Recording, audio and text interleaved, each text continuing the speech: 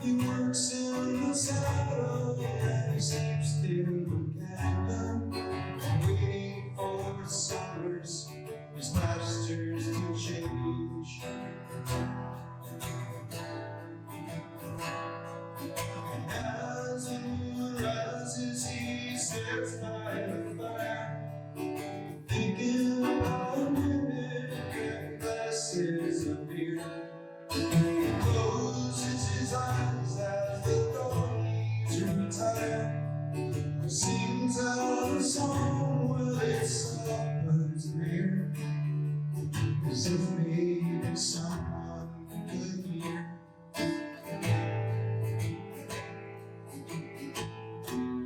Midnight in the moonlight, ladies, rock of my sweet baby James. I think it's good. Are we good? Everyone can hear?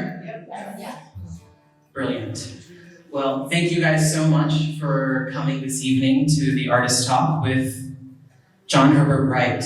My name is Amit Vaidya. I am one of the curators of this show with Mekia Machine. So we kind of feel like proud parents to John tonight, actually since Thursday at the opening. I know some of you were there for the opening, so it's great to see some repeat fans of John-Herbert Wright this evening.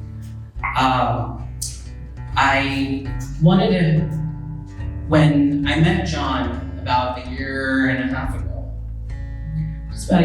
ago, and for me, it was creative love at first sight, if you will, because we connected on a deeper level where it was more about creativity, art, and story.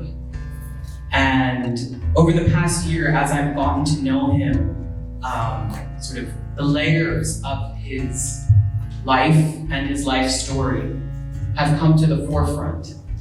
And from there, I think Rewind and Reflect sort of has come together. And I thought it was important. John is a very humble artist. I try. He's also awesome, that's fine. But part of growth, I think, is when you look back and you can actually press rewind and reflect. And I think tonight is a great opportunity for us to be able to do that, because this collection really pays tribute. In many ways, you know, I am a writer, music is my world, and I've written my own autobiography, and I feel in many ways this collection is an autobiography for a visual artist. And so I'm going to start from where John Mazlish left with Sweet Baby James, because that song...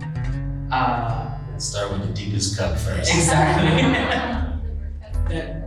We wouldn't have thought that James Taylor would be the song, the artist, and Sweet Baby James the song that sort of triggered something in you. Well, yeah, that was a song that my father used to sing as a child. And he would put me to sleep to that song. Someone family here, like, even remember him, he used to play the guitar. He used to play that song along with Simon and Garfunkel and other songs. But that particular song, it just reminds me of just the soft nature of it. And throughout all his works, even one piece which is dedicated to his soul, reminds me of how down to earth it was when I started this collection. It was supposed to be something else. And not to get too personal, but I was in the hospital with him, and a lot of these memories as a child started rushing back. And then this work just kind of just naturally came out. Like a dam bursting open. It was almost cathartic the way some of these pieces came out. And that particular piece, it's over there, it's a man playing guitar to a child. That reminds me of the times when even Justin and his sister, these are my cousin and his sister, not to put you back on the last.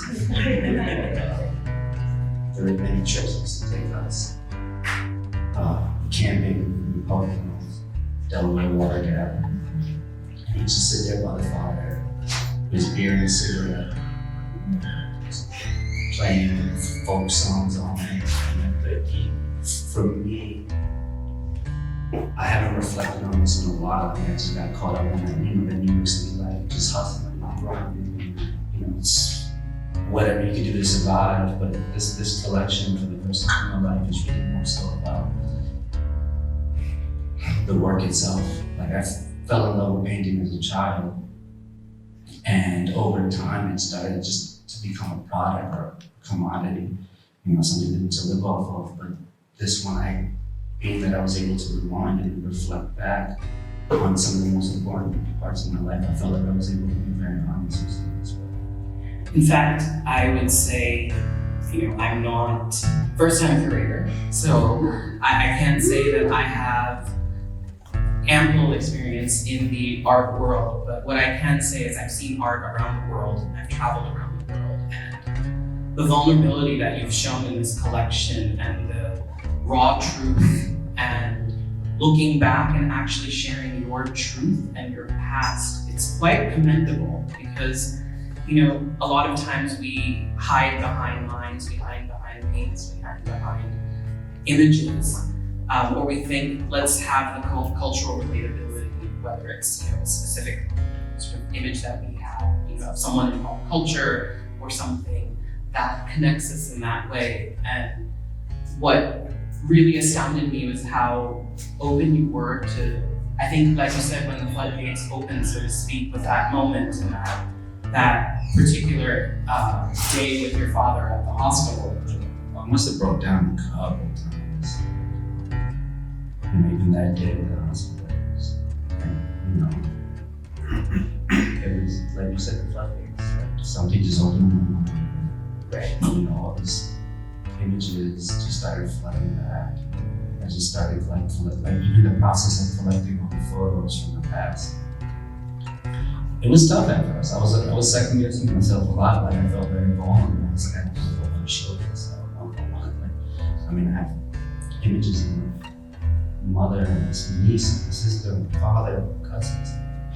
Right. I want to just talk about that for a second. All of the paintings, all 9 pieces, actually have silkscreen images of real photographs from your childhood to modern day, I guess. Yeah, no, and so there's no fabricated photo, there's no stock image.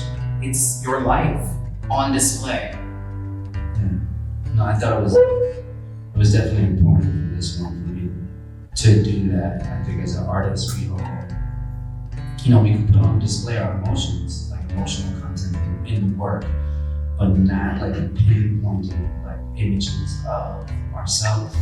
And I wanted, I guess as we were doing this, at first I didn't even realize I was doing it, but like as we kept going deeper, I started exposing myself more and more and more, and as scary as it was, it felt right. Well, it's also, and I don't mean to go deeper or play shrink, but I'm going to for a second, because I think we've had this conversation from the first time that I met you, that a lot of people, when they meet you, what do they think your ethnic background is? You've gotten exactly. You've gotten sort of every ethnicity other than what actually comprises of you. So what I find wonderful is that for the first time in your collection, through these pieces, we're actually getting to see every part of you. Now your mother is... She's Filipino. And your father? And he's half black, half white. So you're in many, you're triracial. So yeah. I guess Puerto Rican. No, I'm just kidding. I mean, it was definitely, something growing up. I mean, it's something I'm obviously embracing a lot more now, having a better understanding of it. But I think as a child, it was a little difficult. I felt like I had, like an identity crisis. So do you feel in many ways that the art up until now, so we have certain pieces of yours in fact that are collaborative pieces or older pieces that you've worked on, do you think sometimes it was easier to sort of hide behind or sort of identify with one part of you more so than all of it as a cumulative identity? I mean, I think, that being said, I think one of the reasons why I fell in love with so much of art is that I got to create my own identity and just hide behind the colors and just like create whatever world I wanted to create and show whatever I wanted to show. I would say pretty much up into this collection where, I'm just kind of like just revealing it all. I'm trying, I have images of my grandfather, both grandfathers, my black grandfather, my Filipino grandfather, my grandmothers, my white grandmother, my Filipino grandmother. And it's just been a lot. It's been like, for me, just peeling back every layer. Right. Well, it also, I think when the story was sort of coming together and as the pieces came together and, in many ways, Sweet Baby James was the piece that I think we went from it being individual pieces to an entire collection. And all of a sudden, I think the music became much more important in a strange way, because for a lot of us, I think a song can take us instantly back to a memory. Transports you back into time, for sure. Like while John was playing Sweet Baby James, to be totally honest, it made me a little emotional, because thinking of my father. He played that song. He hasn't played the guitar in years. Look at this guitar sitting here. I think his guitar, but he can't. He's not able to really play it as much these days. So watching John play that, it just, and to be honest, it just made me think like how nice it would be just to have him sit there and just play again. And I think, we take these moments for granted. Like this is the whole point of the show. And I feel like moments like that, as we grow up, like all we have is a handful of moments. And I think as we get older, we get kind of like sucked into the machine of everything. Like I said before, just trying to survive, and we forget these moments. And for me, I wanted to honor these moments, these people. I want their stories to be told. So, in many ways, when you look at now this collective body of work, we know what it means to you. What do you hope others see from it? How do you want to be seen as this being your story now? At first I felt like it's strange because it's just like a range of emotions, and it just kept changing. At first I felt vulnerable, and then after a bit I felt like, this is something I want to share, this is something I want people to know about me. And then more so even, but now I want people just to even though they see my story, I want people to reflect on their own stories. As cheesy as that sounds, I think it's super important for all of us to just kind of cherish those moments and that help to build who we are right now, and even the ones that are still happening. Because I feel like in this world, especially with today's climate and everything that's going on, our minds are just stretched in every direction. And I think if we would just, and it's funny because my father used to say to me a lot, he was so down to earth, he would often teach me things and how to just stop, and just what's in front of you, what you smell, what you see in front of you, how to enjoy something as simple as a sunset. or leaves moving in the wind. Like these are things that I don't feel like we teach each other anymore. And that to me is a part of rewinding and reflecting. Where do you see yourself as an artist? How has this collection changed for the future? Or where do you see this taking? Well, honestly, I'm changing careers. I'm going to finance. No, I mean, for me, you know, being able, I especially with this series, I feel like I'm a self-taught artist. So throughout this whole time, I've been teaching myself, like, you know, color theory, silk screening, silk screens that have been in my clothes, and compositions. And I think with this particular series, which I've learned more about intentions.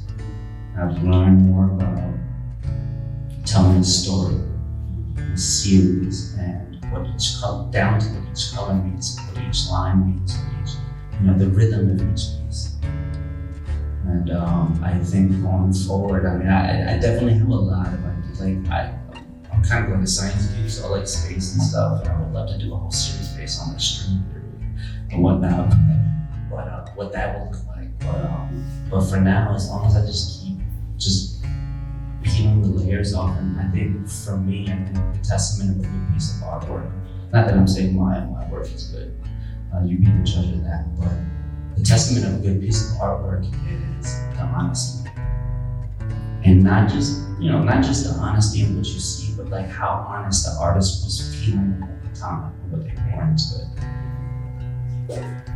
And, you know, I want to personally thank you, John, for letting me be part of this journey with you, because, you know, we come from very different worlds, but we found commonality, and then along the way, we also found a machine by the name of Mekia. We found a bond and a friendship. We were like, you know, there was a time where we were like, you know, it just almost felt like I keep using the analogy of soldiers, because sometimes I feel like being an artist is almost like being a soldier in the trenches. You know, especially if you come to my studio, Truly. Sleeping 4-hour nights, like not eating well. I put a fridge in there and a hot plate so I can sleep there and eat sometimes. And I feel like we formed a bond. And honestly, I think our work as a creator, as an artist, is so personal to us that it's hard for us to let anyone get close, even like to the creative process of making it. But I'd be in the studio, Mekia would help me like work out the compositions, and you would help me. And it's like I don't let anyone that close.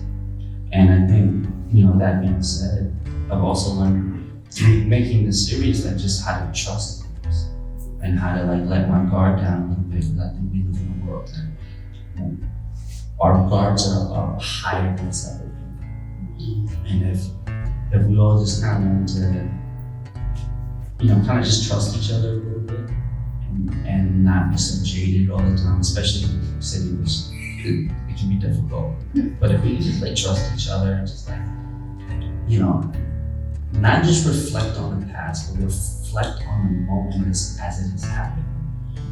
And I think to me that is the true meaning of rewind and reflect, because you don't actually have to go back. You can just literally reflect on the moment as it's happening right now. And I feel like that's what we do as creators. And I think that's the perfect segue for my final question, which is, I think everyone can look and see in the front, there's the painting called Grinding All My Life, and the Nipsey Hussle song. And you started that painting at the age of 18 or 19? I think it's about 16 or 17. Wow, so more than 20, well, let's not age you, but we'll age you. So more than a couple of decades ago. Yeah, I mean, that painting also, I'm not gonna get into that. That painting was actually from like a story my father used to tell me. I'm not gonna get into the story itself too much because it's like really dark. It's like a man being saved from hell. But I remember he used to tell me that story as a child, and I think one day I just like hoping that might have actually been like the beginning, like without even realizing it, one of the first pieces of me making a composition based on like something personal. Because it was from a story my father used to tell me, man, just trying to rise up out of hell, and everyone put me down. And I think at the time when I was 16, when I created that, I think I was going through a lot. That's why that piece came out, but I never finished it up until recently. So that's pretty much the collab with myself. So it's sort of Mr. John Wright, or even pre-Mr. John Wright, and now John-Herbert Wright. That might have been when I was sketch.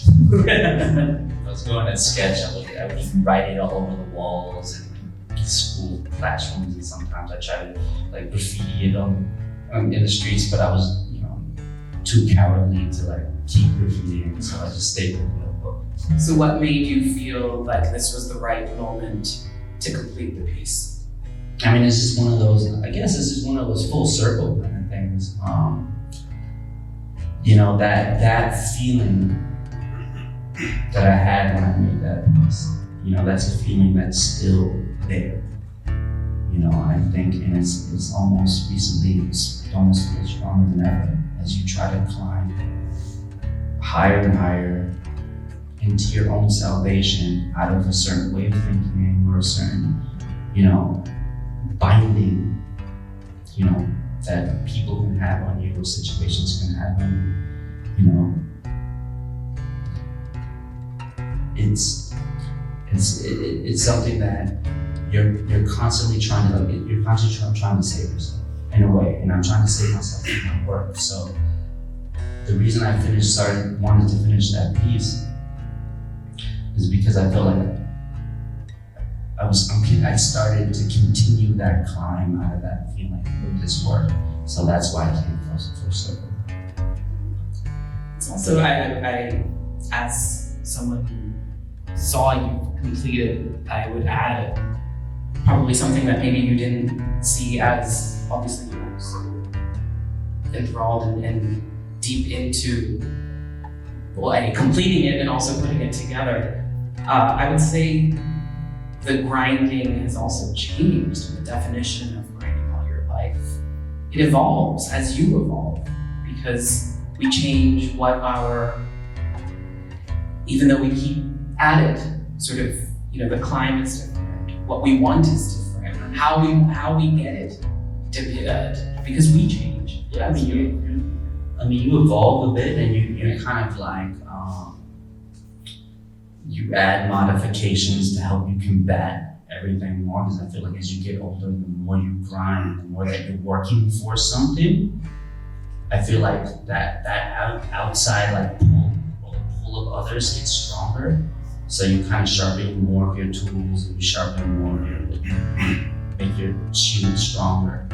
And I think, that's one of the keys to grinding is understanding what tools you have at your disposal and how to make them stronger.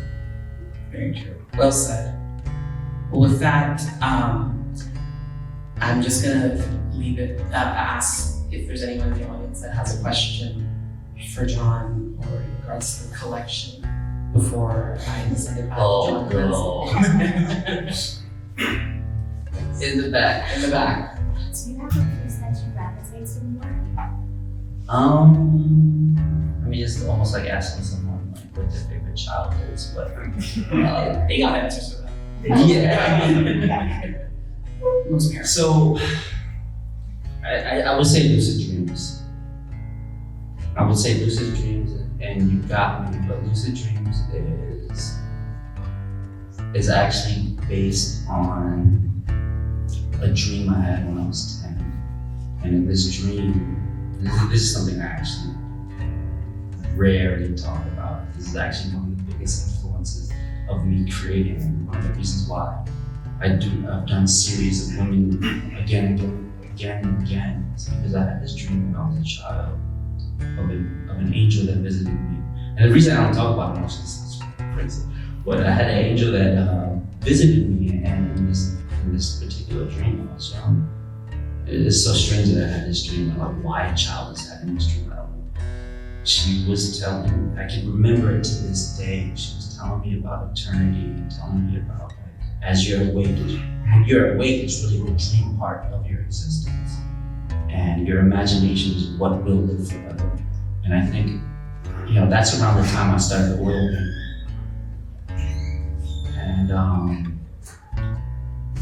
And that's around the time, because I started really painting when I was like 9 or 10. That's around the time that after that dream, I just kept painting more and more and more. And as I got older, I was just obsessed with trying to recreate that dream. I think up until now, that might be the closest to that dream. But I'll still try to recreate it. It's not there, but it's close enough. What John what impacted your color palette? Because since I've known you, it's changed and it's kind of more bright. Yeah, because a lot of my color palette before was very dark. Almost like blood-like. Yeah. More browns. Browns Reds. and burgundies and reds. Fiery, but I know recently I think the color palette of an artist sometimes changes as their mood and their overall energy changes. And I think recently, I've been finding myself more, and especially like Mekia, which I love, like artist soulmate, and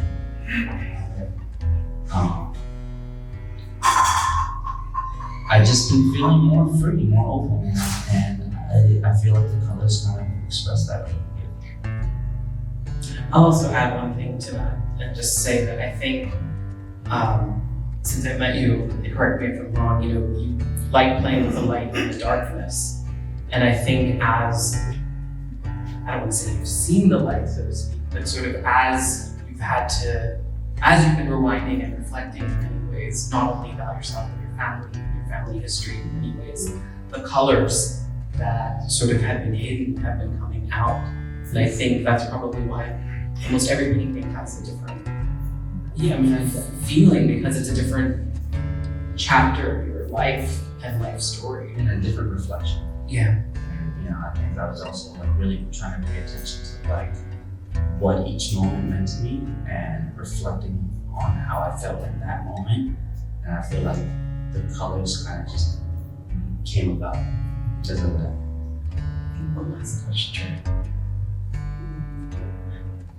Before you start your painting, is it something that you do specifically with paint or get you to decide what you're going to paint for? I levitate.